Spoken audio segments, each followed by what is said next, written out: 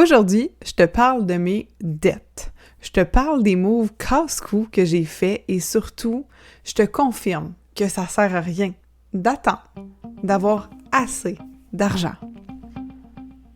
Nourrir ta vie, le podcast pour alimenter ton corps et ton esprit. Ici, tu verras, c'est plus qu'un podcast.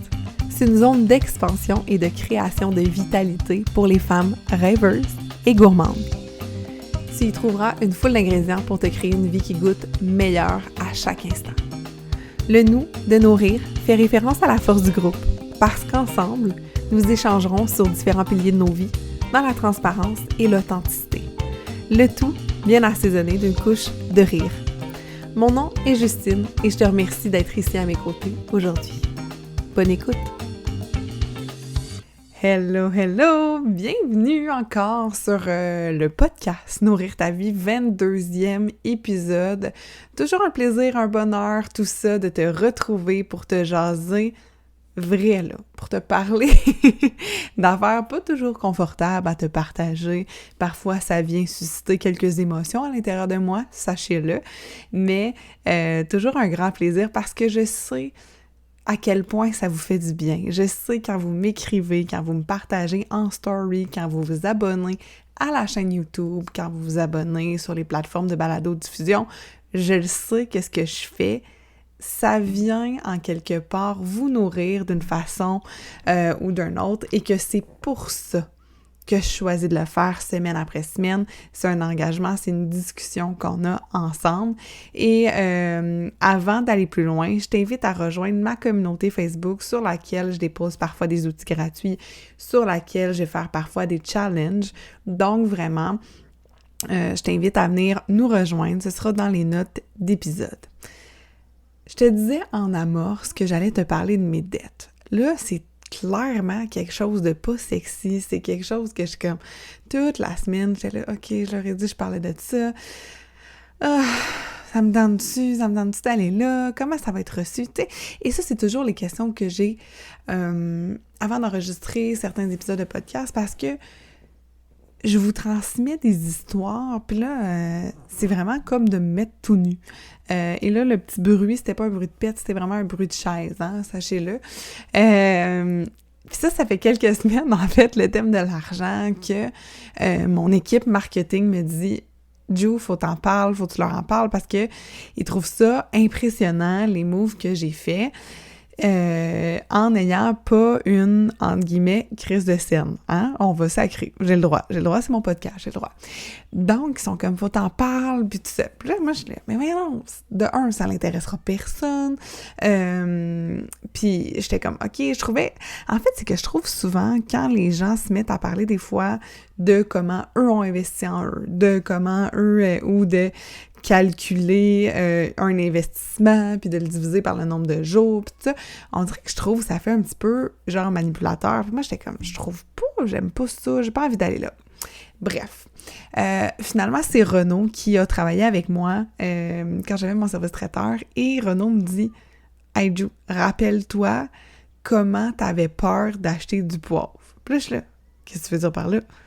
Il dit, tu sais, là, si tu te mets à la place des femmes qui t'écoutent, mets-toi dans ta situation à toi où est-ce que tu avais peur d'acheter du poivre. Là, vous faites comme, OK, du poivre, c'est pas si pire que ça. Non. Mais dans le service traiteur, en fait, ce qui arrivait, c'est que du poivre, je l'achetais en grande quantité. Puis ça nécessitait un investissement. Puis c'était pas un investissement le fun. C'est-à-dire que d'acheter de la viande, on le sait, on la cuisine, je la revends. Le poivre qui me coûtait genre 50$ peut-être, le gros pot, mais que j'en avais pour l'année, il venait royalement me faire chier. Pour une raison nébuleuse. Mais c'est fou à quel point l'argent, c'est ça. L'argent, c'est tout simplement des perceptions. Il y a des choses, on va prendre le même 50$ dans ta tête, tu fais comme 50$, c'est fuck all, mais ce même 50$-là, je te le mets dans les mains pour aller, je sais pas, à la crèmerie, puis ça te coûte 50$ pour être allé à la crèmerie pour ta famille, tu vas faire « Eh boy, c'est rendu cher, 50$ pour manger des cornets. » Mais ce même 50$-là, tu ressors d'un magasin avec 4 morceaux de vêtements, t'as fait l'aubaine de l'année. Donc, l'argent, ce que je remarque vraiment, c'est que c'est pas réellement fixe. C'est pas mon 100$ n'est pas ton 100$, mon 1000$ n'est pas ton 1000$. Ça dépend toujours de ce qui est rattaché autour. C'est quoi ton vécu, tout ça. Puis j'aime tout le temps les slides un peu qui vont comparer. Puis dernièrement, c'est une de mes amies, collègues de travail, peu importe, qui est dans le domaine aussi du bien-être, Nora. Nora, elle partageait à quel point, puis j'ai envie de reprendre un peu ces exemples qu'elle disait, mettons 9$ par mois pour Netflix versus 9$ par mois pour une plateforme d'abonnement, d'entraînement. Ah, ça c'est trop cher, le 9$ par mois, mais pour Netflix, c'est correct. 7$ tous les jours pour aller chez Starbucks versus 7$ tous les jours pour investir dans une coach, pour investir dans quelqu'un qui va t'accompagner à t'émanciper. Ah, ça c'est vraiment trop cher. 100$ d'épicerie. Oh my God, 100$ d'aliments sains, c'est vraiment trop cher, mais 100$ d'aller manger au restaurant, ça va. Donc, de toujours voir un peu les perceptions, et c'est pas de se culpabiliser. C'est vraiment juste de voir à quel point on est toujours incohérent. Puis ça, depuis que je me permets d'être incohérente, c'est-à-dire qu'il y a des fois, qu'il y a des montants là, qui vont venir me trigger pour je sais pas trop quoi, mais finalement, je me revire de l'autre bord, puis je vais faire un achat du même montant, là. Mais il n'y aura pas ce ressenti-là à l'intérieur de moi. Puis, pourquoi j'avais envie de te parler de ça aujourd'hui? C'est juste, je trouve tellement qu'au Québec, surtout, là, je sais pas, tu sais, je sais qu'il y en a qui m'écoutent qui sont en Europe et je serais curieuse de savoir pour vous qu'est-ce que ça fait, mais à quel point l'éducation financière, c'est comme absent, on est un peu laissé à nous-mêmes, on est comme, puis on a des mythes, on a des croyances limitantes par rapport à l'argent, puis c'est facile d'être mêlé. Donc, j'avais envie de te parler un peu de mon parcours face à l'argent qui n'est pas encore terminé, qui est vraiment, vraiment, vraiment en train de comment je pourrais exprimer ça? Je sens que je suis vraiment en train d'apprendre, donc mon but n'est pas nécessairement de t'apprendre des choses aujourd'hui, plus que de t'allumer des lumières sur certaines peurs que tu as peut-être à l'intérieur de toi qui vont te bloquer, puis que tu vas remettre un peu la faute sur l'argent. Parce que ce que je trouve, c'est que souvent on utilise l'argent comme étant un bouc émissaire qui justifie nos non-actions. Puis je pense que si, au fil de cet épisode-là, c'est ce que je peux venir t'aider un peu à démystifier, eh bien, ma mission sera accomplie. Ce n'est pas un épisode d'éducation financière. Donc, si tu as vraiment l'idée de venir chercher des trucs, ça sera pas ça. Mais c'est plus de voir un peu comment on agit au travers nos achats, nos habitudes, nos comportements, etc. Quelque chose que je vois souvent chez mes clientes, c'est vraiment la culpabilité d'investir en soi. De prendre l'argent pour soi, pour acheter un programme, pour s'inscrire au gym, pour faire affaire avec une nutritionniste. C'est quelque chose que je vois énormément, ce sentiment de culpabilité-là. Puis je le comprends parce que je l'ai vécu souvent. Parce que il y a quelque chose au-delà de la transaction financière. Il y a vraiment le move de « je me choisis ». Et ce move-là de « je me choisis », on n'est pas habitué socialement de le faire. On est dans une société où on pense beaucoup aux autres avant de penser à soi. Et c'est correct parce que je suis une personne qui est très, très, très altruiste. Donc, je crois vraiment au nous collectif, à la force du groupe. Par contre, de plus en plus j'avance, plus je comprends que quand je m'oublie, que quand je me choisis pas, c'est là que je deviens plus tant un investissement pour ma communauté parce que je vais pas bien, je deviens plutôt une dépense, je vais dans le système de santé, Donc, c'est ça. Quand je me choisis, je deviens une plus-value socialement parce que je choisis d'aller m'éduquer, je choisis d'aller bien. Hein? Je fais le choix conscient de me dire comment je peux être encore plus en santé. Donc, tout ça fait en sorte qu'au final, je contribue beaucoup plus à ma communauté qu'en étant dans mon rôle de people pleaser, en étant dans oui, parfait, je vais tout faire pour tout le monde. Donc, l'argent est un outil. L'argent, c'est, comme je disais, un bouc émissaire à justement ce sentiment-là de culpabilité. On va dire « non, j'ai pas assez d'argent », alors que souvent la raison c'est j'ai peur de prendre du temps pour moi. Est-ce que ça résonne avec toi? Est-ce que d'avoir peur de prendre du temps pour toi, d'avoir peur de faire ça, de ne pas sentir peut-être que tu es à la hauteur de l'investissement que tu veux faire en toi? Je pense que c'est plus ça. Je te disais en début d'épisode que j'allais te parler de mes dettes. Pourquoi? Parce que certains qui sont dans mon univers depuis longtemps le savaient déjà. J'ai vraiment fait des décisions très, très, très casse-cou. Ça va m'amener à vous parler brièvement de santé mentale et on aura l'occasion d'en reparler dans d'autres épisodes parce que je me le suis fait demander, je vous ai écouté, j'ai fait un sondage sur Instagram, vous aviez envie que je vous parle un petit peu plus de santé mentale, donc ce serait plat de ma part de l'exclure de tout ça. Je suis diagnostiquée, pour ceux qui ne le savent pas, de bipolarité en 2019. J'ai eu un diagnostic. Je vais essayer de penser de vous mettre le blog, mais en fait, si vous voulez aller lire, ça s'appelle « L'élément déclencheur du changement » sur mon blog, sur mon site internet. Puis, je parle de comment j'ai vécu ça, recevoir ce diagnostic-là. Donc, ça fait à peine 1 an que j'ai ce diagnostic-là et au mois de avril-mai 2020, j'ai ce qu'on appelle un très, très grand high, parce que c'est ça, la bipolarité, ça vient avec des highs, ça vient avec des downs. Et je suis réellement dans une posture d'invincibilité à l'intérieur de moi. Je suis...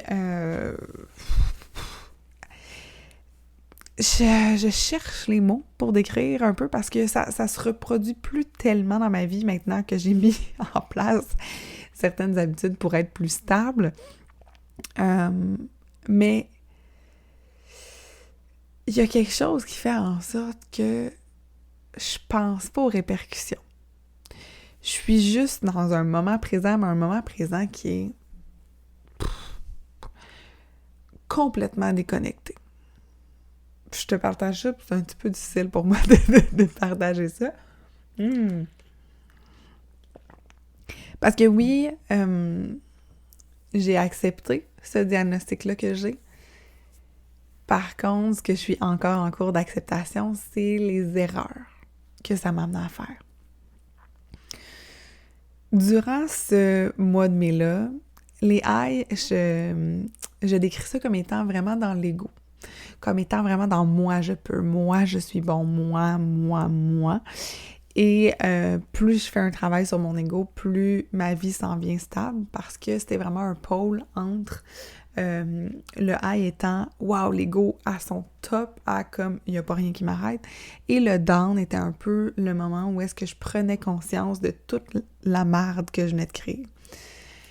À ce mois de mai-là, avril, j'ai... Dans ma tête, là, tout est possible. Mais oui, je sais, là, puis je suis une fille qui va vous amener vers vos rêves, puis oui, tout est possible. Mais est-ce que tout est obligé d'être possible maintenant?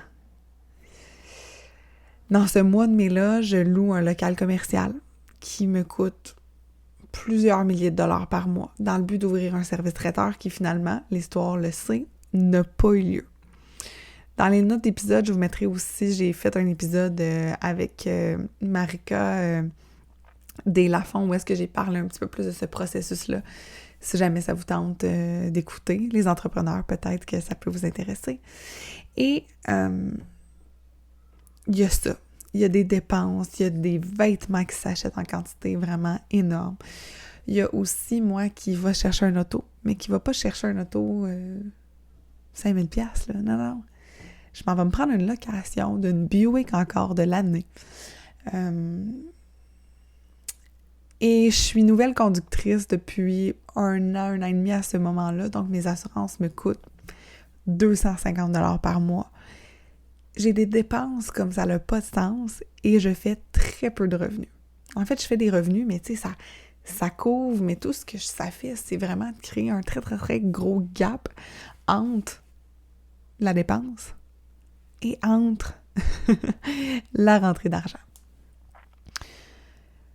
Donc, je me retrouve rapidement là, à patauger dans des paiements, à patauger dans une prison que je me suis moi-même créée. Quand je rencontre Gab au mois de août, septembre, il voit clairement que je m'enfonce vers un mur, que ça va pas bien. Et finalement, je choisis, vous pourrez l'écouter comme je vous dis dans l'épisode où est-ce que je parle plus de ça, du local.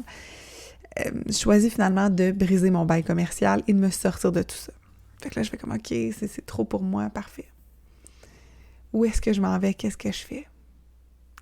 Mais là, je vois clairement que je vais pas tant bien. J'essaie d'avoir des rendez-vous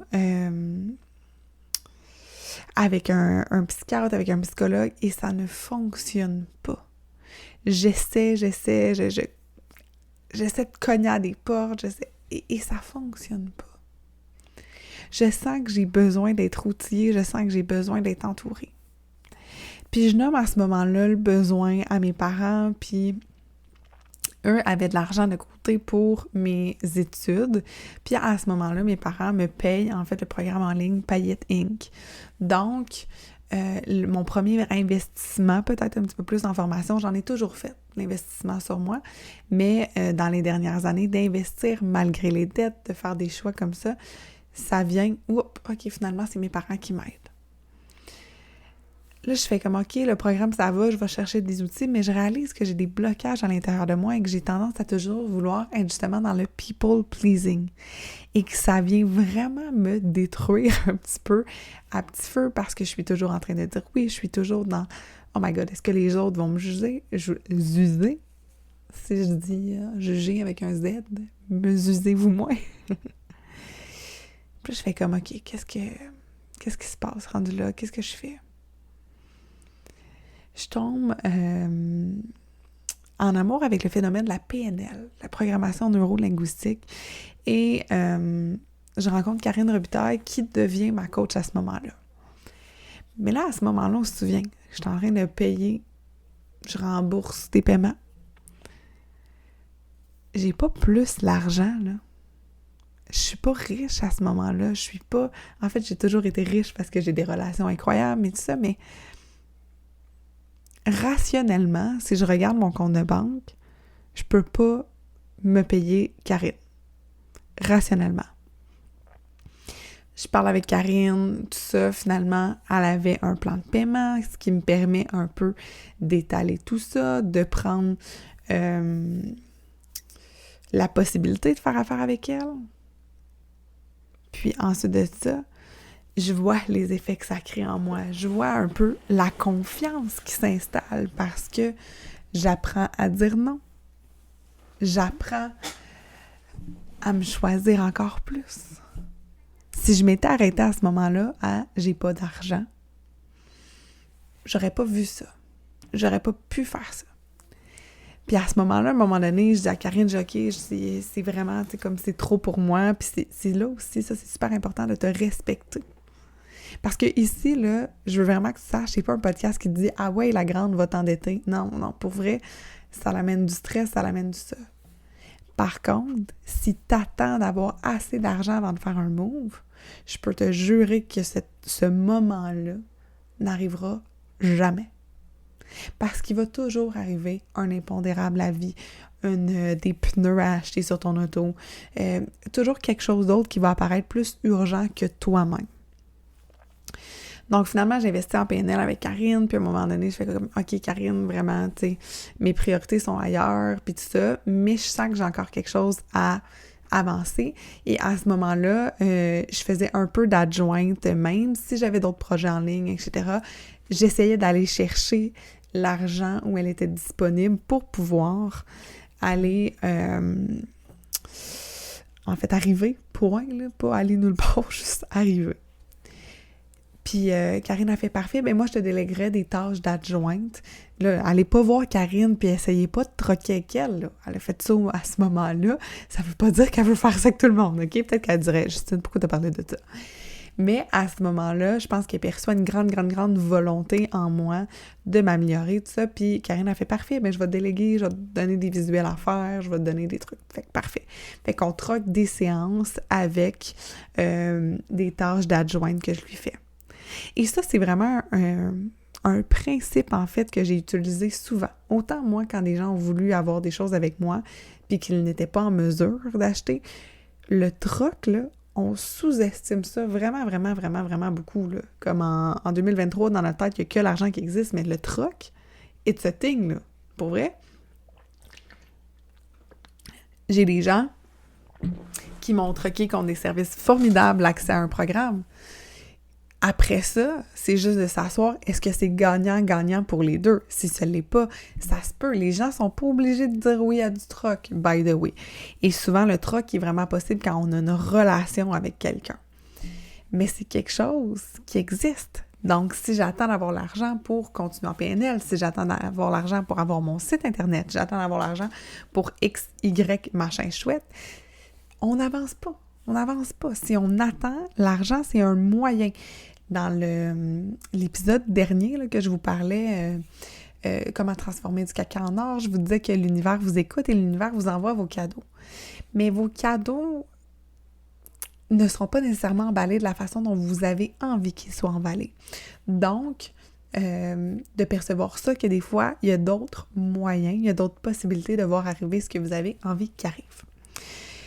Ensuite de ça, quand je me souviens en fait de ça, de cette période-là, je le cachais à mon chum. J'y avais même pas dit. Parce que j'avais honte, non pas tant de l'argent dépensé, mais plus honte de je suis en train de consulter. Puis c'était une nouvelle façon. C'était pas une psy. C'était pas pour les affaires. C'était vraiment pour moi, genre, je suis en train de consulter parce que je suis pas capable de dire non. Donc j'avais honte de mon pattern. C'était pas l'argent qui me gênait d'en parler, c'était la honte. Et ça, c'est quelque chose qui revient souvent. On a honte de devoir faire appel à quelqu'un pour s'aider. Pour vrai, la gang, les gens qu'on regarde, qu'on admire, qui réussissent énormément, sont des gens qui n'ont pas eu honte de demander et d'admettre un pattern, une situation et d'aller s'entourer pour s'améliorer. Que ce soit s'entourer d'un livre, que ce soit s'entourer d'un mentor. Un jour, c'est de mettre de côté notre ego et de faire comme je pense que j'ai besoin d'aller voir là. Donc ensuite de ça, je vous parle un peu des investissements puis de comment je me suis sentie au travers le temps et comment je me sens à chaque fois en fait. En 2022, mars 2022, je me mets à voir le mot « zéro limite » partout. Je sais que Martin Latulippe a une académie qui s'appelle l'Académie Zéro Limite, mais sans plus. J'ai jamais été voir qu'est-ce qu'il fait, ça reste comme ça. Mais je vois le mot « zéro limite » là, sur des pubs sur l'autoroute, je le vois sur des livres. Bref, vraiment, ça devient comme « OK, faut être intéressant à ça ». Je lis le programme, puis là, je suis comme... Ça fait 1 an que je suis en ligne, mais que mes affaires vont coup-ci, coup-ça. Je suis un peu décousue, ça va correct, on va se le dire. Ça va bien, j'ai des brigades de mini-chefs, j'ai des choses, tout ça. L'argent est là, mais il n'y a pas de croissance, il n'y a pas de stabilité. C'est toujours comme la roue d'hamster. Et... je fais comme, OK, parfait, je vais embarquer dans l'AZ. Mais l'AZ, c'est un programme à plus de 2000 $, puis là, je fais, oh my God. Je mets ma carte et je pleure. Je pleure, là, puis mes clientes connaissent cette anecdote-là.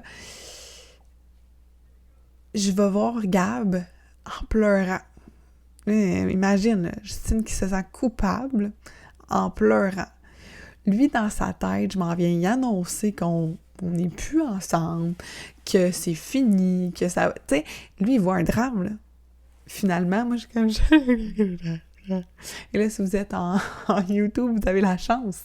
Parce que oui, je dépose les podcasts maintenant, filmés aussi sur YouTube. Et si tu viens sur YouTube, abonne-toi à la chaîne. Mais en fait, je vais le voir en pleurant, là, comme si là, une horde de bébés chats venait de mourir, tu sais. Puis lui, il est genre, mais voyons, qu'est-ce qui se passe, tu sais?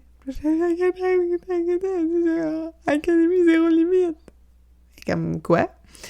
Fait que finalement, je viens qu'à y exprimer que j'ai acheté un programme, puis puis sa réaction, ça va-tu t'aider?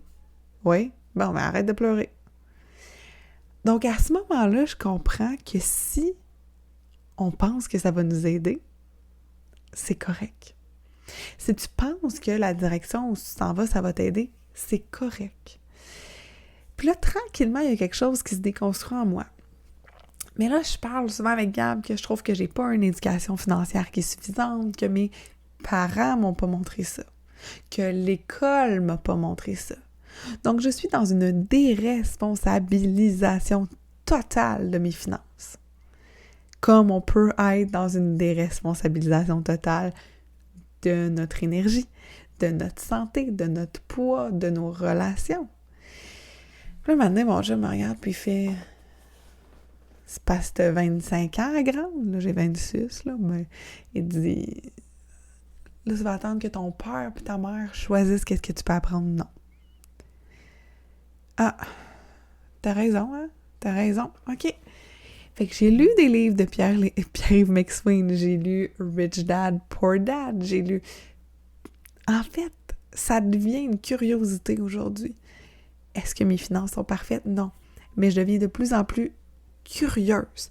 Comment? Et c'est exactement la même chose pour votre corps, pour votre esprit, pour si vous avez envie de gagner en santé. C'est pas d'être parfaite, puis c'est pas de lire 42 livres la même journée. C'est encore plus de curiosité, encore plus, puis aussi de s'entourer de gens qui font déjà de l'argent. Dans mon cas, c'est ça, c'est de voir, OK, comment ils ont réussi à outrepasser leurs dettes, comment ils ont réussi.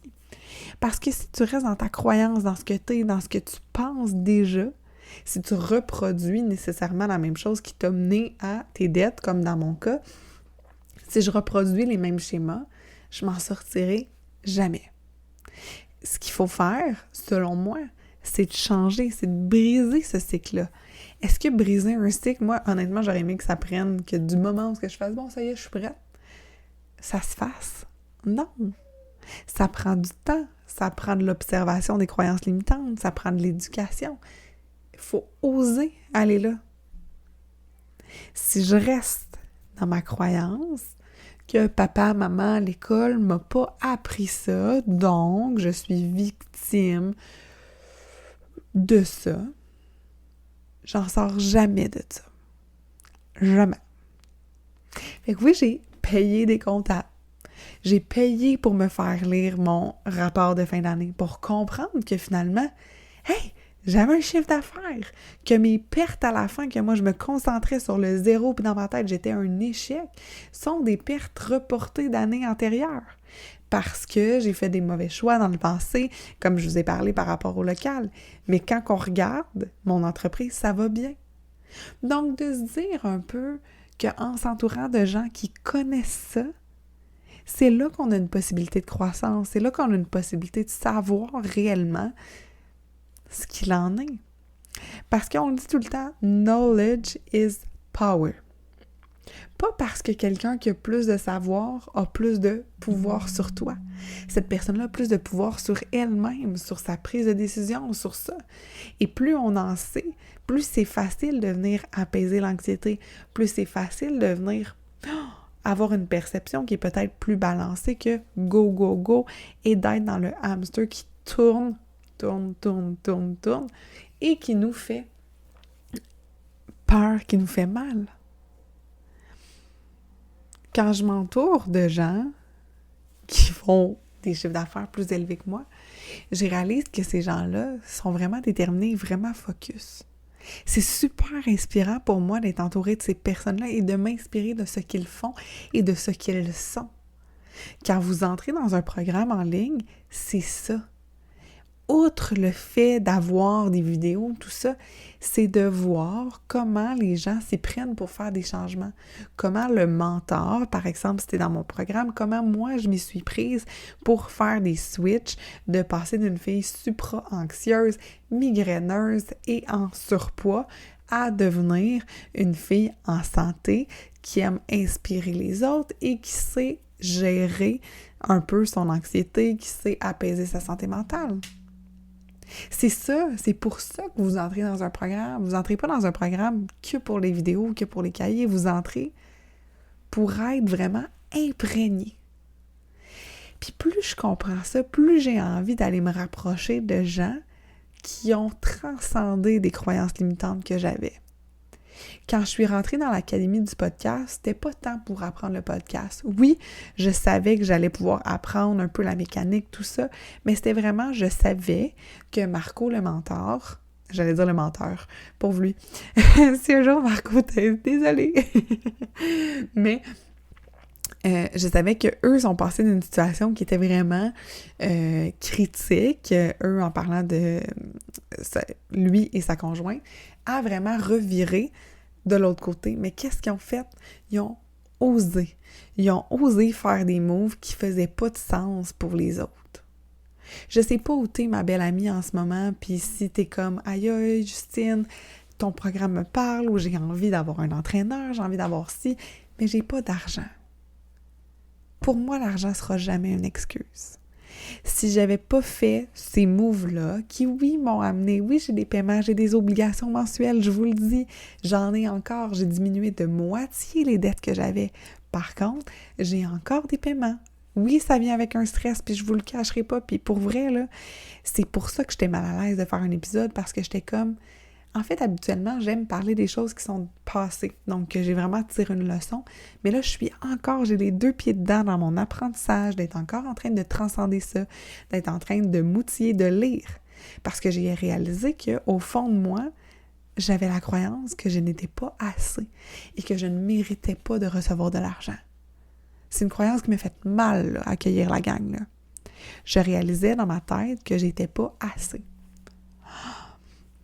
Sérieux, c'est spécial comme croyance parce que dans ma tête, je dois avoir plus de diplômes, je dois être plus parfaite, je dois avoir plus si pour mériter de l'argent. Pour vrai, ça l'explique beaucoup de comportements que j'ai fait dans le passé, que quand je recevais de l'argent, tout de suite, j'allais faire des cadeaux aux autres. Petite parenthèse, là, quand j'ai reçu ma PCU, qui dans le fond, tout le monde la recevait, moi, j'ai fait des cadeaux à des gens autour de moi, à quel point je sentais que j'avais pas assez travaillé fort. Fait qu'il y a vraiment toute une croyance à déconstruire autour de ça, puis je suis vraiment contente, j'ai une money mindset partner, Elodie, avec qui on se challenge, puis oh my god, hello, j'ai fait tel move, j'ai fait ci, tu sais. Fait que c'est super intéressant un peu de voir comment j'interagis avec ça, un peu comme on va interagir avec la nourriture, comment on va interagir dans nos relations. Donc vraiment de devenir observatrice et vraiment bienveillante envers moi face à mes comportements avec l'argent. Peut-être que tu es dans une situation où tu te dis « Oh my God, j'aimerais tellement l'autre côté. » Je sais pas, que ce soit, je prends l'exemple des programmes, mais que ce soit, je vais prendre l'exemple de l'entraîneur. Quand je voulais m'entraîner, je venais de me séparer, je venais de lâcher ma job, comme j'avais pas de rentrée d'argent, là. Puis j'étais comme, OK, j'ai vraiment envie de... Dans ce temps-là, je disais maigrir, là, c'était pas tant de l'élimination de poids, mais je disais, je veux maigrir. Mais j'avais pas d'argent. Ça me coûtait, et sérieux, c'était si peu cher, c'est un entraîneur privé, il faisait ça dans son sous-sol, c'était 20$ de la fois. Puis là, moi, j'étais comme, mais je vais y aller 2 fois par semaine. Puis finalement, je me réalisais que si j'y allais, je pense que si on y allait 3 fois, c'était 45$. Fait que, dans le fond, j'ai été prise dans ma croyance d'économiser. J'ai fait « Ah! Mais si je mets 45, j'en aurais plus pour mon argent. » Donc, finalement, ma croyance a été bénéfique parce que je me suis mis à m'entraîner 3 fois semaine. Donc, c'était 45$ de la fois. Je trouvais tout le temps une façon, même si je n'avais pas d'emploi à ce moment-là, que la situation elle était critique, que j'avais de la difficulté à aller faire mon épicerie. C'est avant que mes parents me disent « Jus, reviens chez nous », parce qu'ils se rendent compte que ça allait pas bien. Ça, j'en ai parlé dans l'épisode du sofa, où est-ce que je vends leur sofa. D'ailleurs, c'est vraiment un épisode très drôle, si vous voulez l'écouter. C'est ça, finalement, je le fais. Mais l'univers m'a vraiment supportée. J'ai eu des demandes pour aller garder. Je faisais plus de gardiennage, mais j'ai accepté d'aller garder parce que c'était tellement important pour moi d'aller faire mon entraînement puis d'avoir le 45$ pour m'entraîner. À un moment donné, si on faisait un partage Facebook, ils nous enlevaient 15$ de notre facture. Fait que yes, j'ai été partagée, je voulais le 15$. Si je référais, j'avais des 10$, donc j'ai référé des amis. Donc, j'ai vraiment été chercher des moyens qui étaient autres que d'aller focusser sur le dollar qui rentre pour faire la transaction. Et ça, il y a tout le temps ça dans ta vie. Que ce soit, je vous l'ai dit, si vous voulez entrer dans un programme, vous voulez quelque chose qui vous tient à cœur, un vêtement, une sacoche. Moi, je voulais un sac à main depuis longtemps. Ce que j'ai fait, j'allais demander à ma fête. Donc, d'utiliser les opportunités que vous avez, Noël, la fête des mères, pour aller le recevoir en cadeau. Si ce n'est pas de votre portefeuille, ça peut venir d'ailleurs parce que les gens qui vous aiment vous gâter et s'ils sont dans une optique comme moi, j'aime plus acheter du matériel. J'aime vraiment acheter des expériences, donc acheter, par exemple, quelqu'un a besoin justement d'aller une formation, d'aller un livre, d'aller un spectacle, tout ça. Fait que ça me fait toujours vraiment plaisir d'aller faire ça en cadeau plutôt que d'acheter des bouteilles de vin puis un certificat cadeau dans un endroit où la personne ne va pas vraiment, tu sais. Fait que la perception un peu change au fil du temps de comment on fait ça. Si j'avais un wrap-up à te faire, c'est vraiment, premièrement, autorise-toi du temps pour toi. Autorise-toi du temps pour observer. Je sais pas c'est vers quoi que tu... pas vers quoi. Pourquoi tu rejettes la faute sur l'argent? Par exemple, dans l'entraînement, ça, je l'ai entendu souvent, j'ai pas l'argent pour m'abonner au gym. Une vieille paire de jogging, un t-shirt, des running, ça y est, t'es parti pour l'été pour marcher dehors. Puis si t'as pas l'argent pour des running, demande. Il y a quelqu'un qui a une paire de trop. OK? Fait que c'est jamais l'argent le problème. Demande, trouve le moyen. Il y a une croyance qui est là. Fait que, temps pour toi, prends du temps pour observer. 2, dans ce temps-là, pour toi, reconnais tes croyances limitantes et dans le non-jugement. Si je suis en train de juger Justine qui pense qu'elle ne mérite pas de l'argent, est-ce que vous pensez que je vais pouvoir aller améliorer cette croyance-là? Pas du tout. Fait que c'est de me dire, aïe, oh, OK, il y a ça, parfait. Comment je joue avec ça? Comment je reconnais que je vais systématiquement apposer des rabais sur une facture parce que je me sens pas digne de recevoir tout cet argent-là de mon tarif régulier. Donc, on observe, on est gentil envers nous. 3, éduque-toi. Va chercher l'information nécessaire au renversement de la croyance. Donc, dans un livre, dans une coach, dans tout ça, prends le temps de t'éduquer et finalement, ose faire des changements, ose aller mettre en pratique tes apprentissages, ose peut-être même investir en toi si c'est ce qui est requis. Si c'est pas requis, c'est pas plus grave que ça.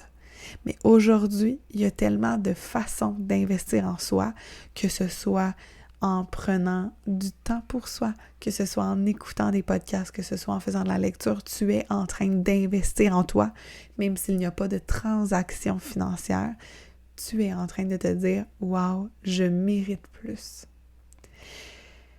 C'est ça, en fait, qui vient vraiment, vraiment être une forme de leçon, une forme d'apprentissage pour moi derrière ça, c'est que au-delà de l'argent qui a été dépensé, investi, c'est qu'à chaque fois, je me suis dit, j'ai confiance en toi, Justine. C'est vraiment... c'est drôle, hein, ma voix... ma gorge est serre. Il est 11h11 au moment où j'enregistre ça. L'univers est avec nous. Oh my God! Mais c'est ça. C'est qu'il y a comme un acte de confiance envers soi et envers plus grand que soi quand tu choisis d'aller quelque part, quand tu choisis de rentrer dans un univers, quand tu choisis de te rendre dans un souper, dans une date, que tu sais pas qu'est-ce qui va arriver. Il y a quelque chose de plus grand puis de plus fort que juste l'action qu'on regarde. Puis je pense que c'est ça. Je pense que les femmes qui rentrent dans Nourrir ta vie, la première étape qu'elles font, c'est de dépasser le sentiment de culpabilité, de prendre du budget familial, de prendre de l'argent pour elles et de se dire si je deviens une meilleure maman, si je deviens une meilleure humaine, je vais impacter mes enfants, je vais impacter mon mari, je vais impacter les gens autour de moi. Non seulement il y a ça, il y a de transcender cette croyance-là qu'on est coupable, qu'on ne mérite pas de se choisir, mais il y a aussi le grand désir de s'entourer de personnes comme nous. Puis plus j'avance, plus je vois dans cette quête-là de croissance personnelle, dans cette quête-là de me comprendre, plus je m'entoure de gens aux valeurs similaires que moi, plus c'est facile. Est-ce que j'ai des apprentissages que je fais tous les jours? Oui. Est-ce que c'est challengeant? Oui. Est-ce qu'un programme en ligne est une baguette magique? jamais en 100 ans. Jamais je vous ferai à croire que si vous rentrez dans mon univers, tout va être réglé. C'est pas vrai. Parce que ça dépend de vous. Mais la première étape, c'est de croire assez en vous, en vos capacités et en votre désir de changer pour faire ce pas-là. Pour faire ce pas, que ce soit vers le membership, que ce soit vers le programme Nourrir ta vie, que ce soit vers un accompagnement privé. Ce que vous êtes en train de faire, c'est le premier pas d'une série de milliers de pas vers une version de vous qui vous appelle. C'est ça que vous êtes en train de faire. C'est pas une baguette magique, c'est le premier pas de milliers de pas. Et si vous avez envie que je fasse quelques centaines de pas, quelques milliers de pas à vos côtés, c'est possible. Je vais mettre dans les notes d'épisode.